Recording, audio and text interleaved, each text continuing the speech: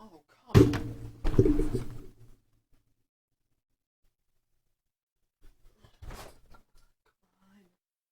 Showing pimples on my forehead. Are we good? We're good.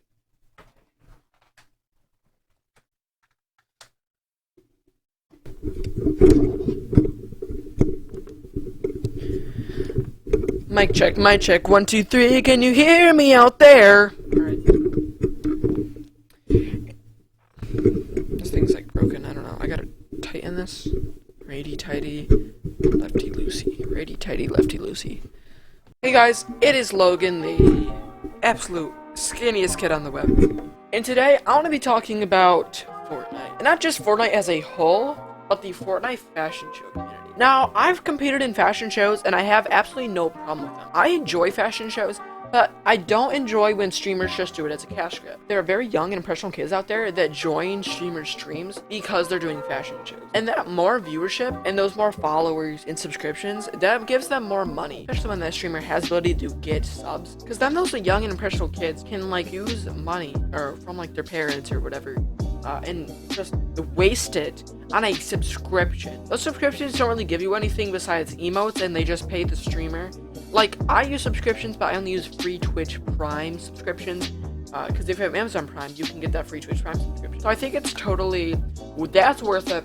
And unless you have the money to actually subscribe to some of your favorite content creators, I wouldn't do it if you do not have the money.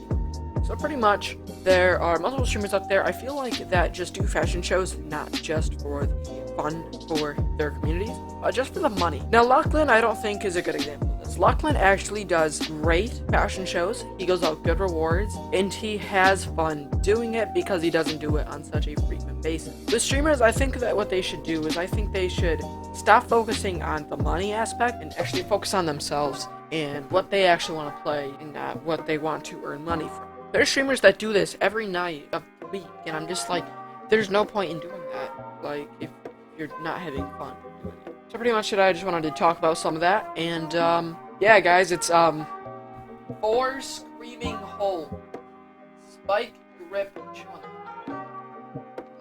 New and improved #1 styling glue in the US by Schwarzkopf. I don't know how to spell that, because I don't know human language, but... Alright, so, just remember, Frank, or anybody who's watching, get your hair gel ready, because, we're going to jump right in to streamers who have the absolute worst hairstyles on the internet. 3, 2, 1, let's go! Seems more like it. Hey guys, it's Noggle Osser, and today we're going over the streamers with the worst haircuts. Now we have 3 selections from yours truly, me. So we're gonna start off with FranklyGaming. FranklyGaming looks like he has the 2004 Indian Ocean tsunami on top of his head. I bet Tony Hawk could skate in that haircut. #2 is Zerx. Now listen, Zerx's haircut looks like that one meme of that super ugly kid with the bowl cut. Now, I'm not saying Zerx is ugly, but I'm sure as heck saying that haircut is. #3 is Illusion. Illusion's hair looks like he was scalped by a freaking go-kart motor, and then he freaking put it back on with, like, glue and masking tape. His hair looks like he uses the Snack Time Cabbage Patch Kids that were recalled in the 90s as his hairstyling kit. Now, let's get back to your boy, Logan the Hammer 28, or just Logan Russo, and he is going to actually start the video. Disclaimer, no hate to any of these bad haircuts. It's not your fault they were stylized so bad. Thank you. Jeez, that was harsh. Also, no hate to any of these guys. I'm just saying, fix your hairdo. Mine is pretty simple. I just use, again, got to be glued, 4 Screaming Hold Spike Grip Chunk, whatever the heck that means. And I just spike up the front, and it looks pretty freaking awesome, so that's what I would recommend to all of you. But without any further ado, get your popcorn, get your chocolate bars, and go back, take a piss break, because we all know you're gonna have to go to the bathroom in the middle of this video, like it's a freaking movie theater, and get ready for the bit. You're at the beginning, that was at least now you got we're recording. that Now we are recording. I didn't Okay. hit record on Streamlabs because I restarted my computer. Hey guys, It's your boy, the absolute skinniest kid on the web. And today we're talking with the one, the only, FranklyGaming. Say hi, Frank. What's up, boys?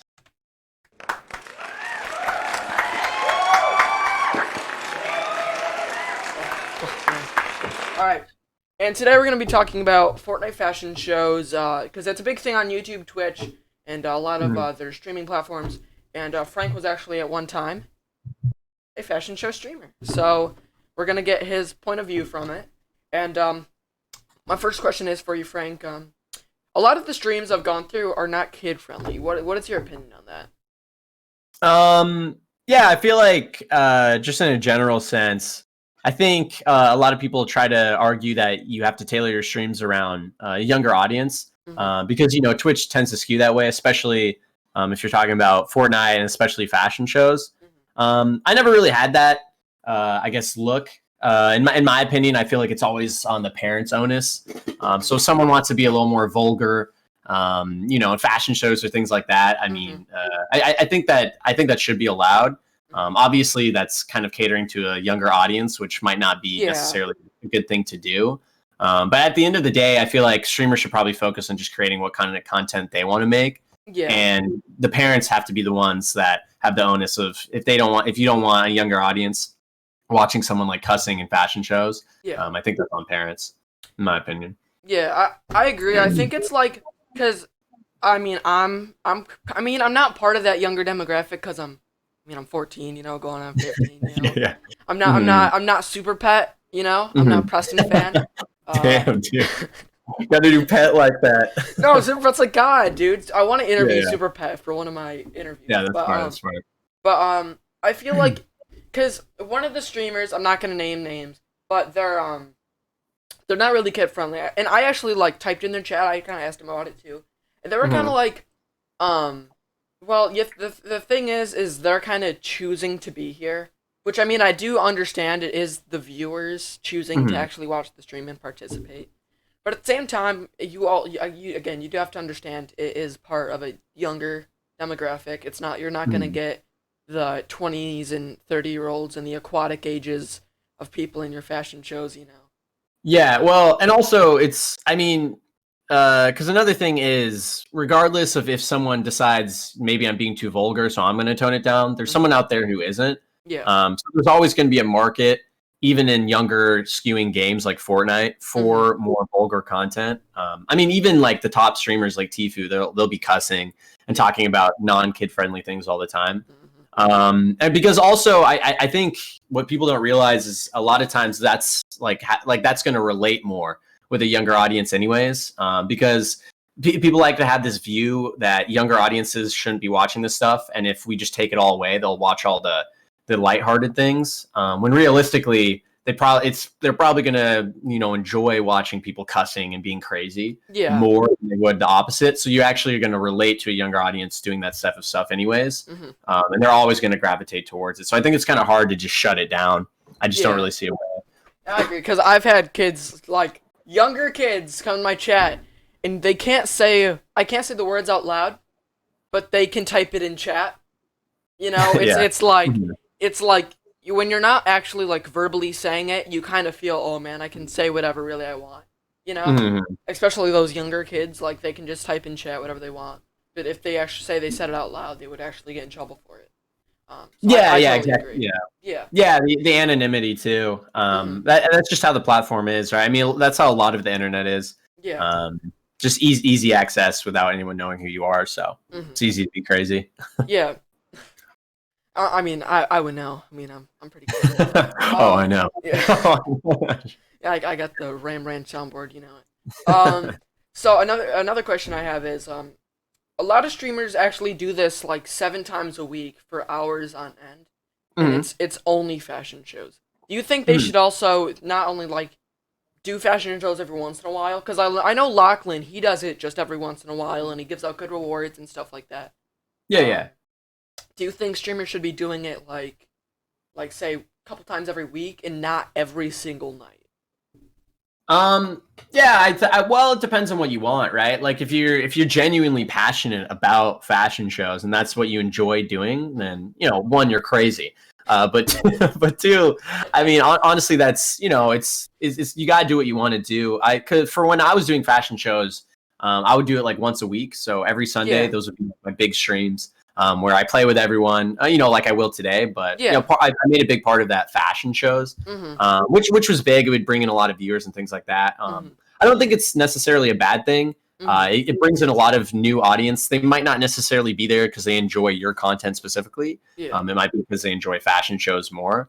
But it's a good way to kind of reach a bigger audience where maybe you can, kind of throw out a line and you're going to catch a few of those people. And they're going to say, like, for example, like you mentioned, you found me on a fashion show, but now you watch me all the time. So like even when I'm just doing random other games, right, like Skyrim. Yes. So I think it's a good way to kind of like cast a line and get some more people in. But yeah, the issue with doing something like a fashion show that frequently, like if you were doing it every single day, is that kind of becomes your brand. So I actually knew a streamer that, obviously I won't say their name, but I knew a streamer that he was around my size, so he was around 23 to 25 average viewers. He was pretty decent size. And then when everyone started doing fashion shows, he actually just went like every single day for like 4 hours minimum. He would just do fashion shows nonstop. Yeah. He got to about 120 to like 150 average viewers in that month, which I was like, wow, that's insane. Like that's ridiculous. Yeah.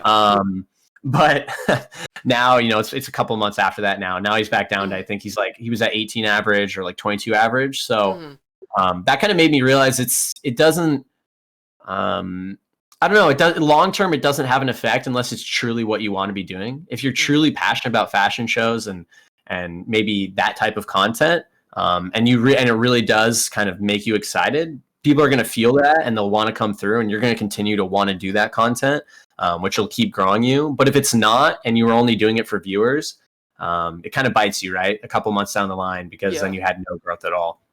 Really. Yeah, I feel like a lot of streamers, I mean, again, this is my personal opinion because I'm not one of those streamers. I stream like randomly. Yesterday, I was just on my stream, I was freaking watching YouTube videos with my friends. That's all we were doing. Yeah. But I feel like sometimes, streamers kind of do it also because that demographic helps them get more subs and more donations and bits. And I feel like that might kind of impact their like, wait a minute, I can make more money off of doing fashion shows rather than playing like a game I would like to play. Yeah. No, that's a good point. I mean, I think I definitely made a little bit more money while I was doing fashion shows. Just because the hype of it, I mean, the amount of viewers, the people that were watching it. And me in chat, yeah. Yeah, exactly. Like the people that were watching tended to like to donate more. I don't know, but once again, it's a passion thing, right? Because you have to make just godly amounts of money to be able to keep doing something that you're not passionate about. And for me, it's, even if I'm making a little bit of extra money doing fashion shows, I don't do that every day just because it wasn't something that I was super passionate about, right? It was fun for a while. But then for me personally, it just started to feel old, and it would just, I don't know, the amount of money that it would have to be to continue doing that would be ridiculous. Yeah. Because at some point you got to do what you actually like, right? Yeah. Like I know you're playing Skyrim now, which is like you most of usually play Fortnite, and then you switched over really to Valorant, and now you're kind of just doing like a variety stream, which is freaking awesome. I will say I enjoy it because I haven't seen a lot of these games before, and it's pretty cool to see the different games and see someone else's reaction to them and stuff. So I totally agree. That is pretty cool. Yeah. No, it's interesting too because. Yeah, I mean, even just expanding past just fashion shows too. Just like for example, if I just continue to grind Fortnite like every single day, and I've been like, I'll do 2 fashion shows, just an extra one on Thursdays, one Sunday. Like I could easily clear 30, 40 average viewers right now. Like that's just like it was pretty obvious it was going that way. But like I sat down and basically told myself I was losing my passion for like playing Fortnite every day and doing like fashion shows all the time. And there were all these other games I wanted to try because I really enjoyed the streaming aspect. I just wasn't enjoying playing Fortnite every day. Right. It was more something I wanted to start playing once a week. So sometimes you got to take risks like that. Right. And then, so I started moving more to variety, like you said. and you lose a lot of viewership on that. Just like you're going to lose viewership like this other guy referenced if you were doing fashion shows and you stop. But I think it's more important long term to actually do something you're passionate about, because at some point, even if you're making more money or have more viewers, it's that stuff isn't a long term solution. You have to do something that you can see yourself doing for a long time if you want to be able to grow consistently. Yeah. So for the rewards, because like a lot of streamers now with the Twitch, there's like the channel points and stuff. There's a lot of fashion show streamers that give out channel points, and then they give out a reward at the end of the month to whoever is the most. So it's kind of like rewarding you to win and participate, and also like roulette. You're like, you can do like roulette all, and like Xerx's stream. Well, I'm gonna say Xerx because he's one of the bros, but and like Xerx's stream or something. Yeah. But do you think like what should be like a reward for like a fashion show? Do you think for winning? For winning, it's tough to say. It depends on the streamer, right? I mean, some people have more disposable income than others. If you have a lot, you can just do giveaways for every single winner. Obviously, if you're looking for views, that's going to pull in a lot of people. I don't know. I don't necessarily think there needs to be a reward for everything going on, because it kind of takes away from, I think, what most streamers probably really want, and that's for people to be there for them. And if you have this intense reward structure, it kind of becomes this thing where people are coming in because they want a reward. They want that, they want that loot chest at the end, but they don't actually care about any of the content going on. So for me, ideally, you don't really need a reward. The reward would just be playing with people on stream itself and building a community. But that's on it first. Most streamers, I'd argue that probably that would be the most rewarding reward for them. For other people, though, it really anything works. I think doing skin giveaways makes sense. Like what I would do for the final one, the final winner. It really comes down to whatever streamers want. I think the longer you stream, though, the more you realize that stuff will get you views in the short term, but it doesn't mean much after, right? Because I'll give you a good example. So when I started doing fashion shows, my Sunday stream just started, like, my averages I'd have average 40, 50 viewers every Sunday. I remember you would like 75, right? Was it? Yeah. I would have I'd sit around 100 viewers, just like on some streams, like, pretty close for a large majority of it, just, chilling and talking, and doing fashion shows. And that stuff's cool, but eventually everything you get used to it, right? So I just got used to having, getting to like 70 viewers at the peak on those streams and like having fun with that. And then once you get used to it, you realize like, oh, like, do I really care? Would I rather have 70 people that are here because they want a giveaway, or would I rather have 20 people here because they all just want to hang out and actually enjoy the stream? So that's why I think the reward structures, they help in the short term, and it helps you find people like, say, yourself, that way. And then look, we're doing an interview now, and you've joined the community and things like that. But it's a short term goal. And from what I've seen with my own channel, and also as I reference other channels, it doesn't help long term. And rewards are cool for viewers, but I don't know if it's actually what you want to do to build a long lasting community. I also kind of feel like fashion shows can be pay to win too, because you gotta think to have a good combo, you have to either buy the money for the battle pass, buy the money for the skins. Like you're not gonna spend no money on the game and have a default skin and win a fashion show. It's inherently unfair, right? Because if some kid just has like an unlimited credit card balance. Right here. I'm just kidding. Exactly. We're not gonna talk about that. But then you're gonna have most of the skins, right? So you have a better chance. But see, that gets to the core of it too. Because fashion shows, to me, when I first started them, it was always more about like having that community aspect, because it's fun to have everyone sitting there like having a competition. But so I think it should always focus more on just having fun instead of like people actually, paying money and winning and there being unfair competition and things like that. Because I think that takes away from what most streamers probably actually want out of their, community and things like that. Yeah, because I remember like all of my combos I would have to use were like I used the Giddy Up skin, which I had to buy the battle pass before. But I mean, that was a good. That's a good skin. I'm the thickest llama in the game. I'm not gonna lie, solid skin. Like I remember I got second place using the Serana skin, and I lost to one of those freaking giant I'm gonna go this way. Monsters. What was that? Freaking that dumb monster skin of. Oh yeah, The, I know what you're talking. yeah, and I remember like, got second. I was like raging in your chat. And it's like I remember. you also I feel like you can't be mad. Like, of course, I was getting mad because I was like, I want to Yeah, win. yeah, I'm yeah. Well, competitive. competition. Yeah, Yeah, yeah, makes yeah. sense. But at the same time, it's like you're not running the fashion show. That's your personal opinion against theirs. If they don't like Mhm. the skin, then I mean they're not gonna let it through. Doesn't matter how good the combo is. If they Yeah. don't like it, they're not gonna let it through. If they say there's like a combo that you think's worse, and Mhm. you don't like it, they might like it, and they might put that through. So you also kind of have to remember, like, with these Mhm. like people participating in streamers, that you can't really get mad. Like, I mean, Mhm. I do get mad sometimes, again, because I'm Mhm. competitive, but at the same Yeah, yeah. time, it's like I do have to remember it's my opinion against theirs. Yeah, yeah, and that's yeah, that's the other thing too. You don't want to cause like a divide in the community because people like I would notice usually after we had a winner, like chat would just start erupting into Yeah, people that I were was pissed they this lost. skin. How dare you make me lose? Yeah, yeah, Yeah, and and obviously, yeah, yeah, you want to keep that to a minimum on your streams as yeah, possible. hmm It's all lighthearted, but still, hmm you know. yeah, yeah, yeah. I totally agree. So the final segment is I was on Discord last night, Oh boy. and we had some messages from your Twitch chat, and they wanted Oh, to ask, cause I remember they were all like, awesome. "Let's interview Frank. Let's interview Frank."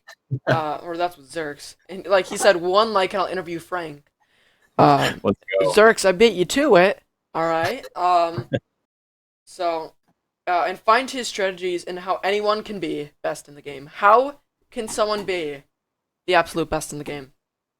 Well, I think that just comes down to having raw charisma, a dashing chin, super sexy hair. That looks A Grunos, great. right? A Grunos. Yeah, that's really what it comes down to. Being named Frank probably would help a lot. Yeah.